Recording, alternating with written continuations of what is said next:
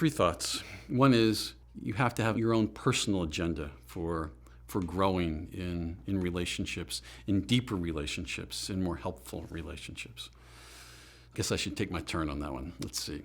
I want to grow in being more active rather than passive, in pursuing people. And there are times when we gather together that I would just like to sit back and relax and just hear and learn and be fed, but to recognize that I want to be part of this highly interdependent, interconnected body, and know somebody well enough to pray for them.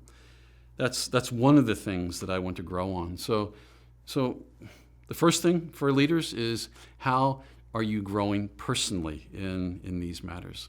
I guess the second would be in leadership groups, in elder boards and deacon boards. How are we growing together?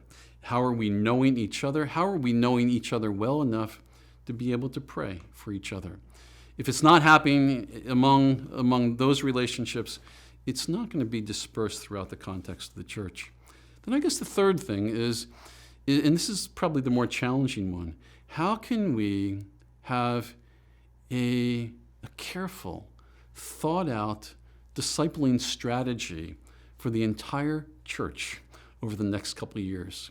What are the key skills that seem to rise right out of Scripture that are essential for our caring for one another? So those are some of the things that leaders can grapple with.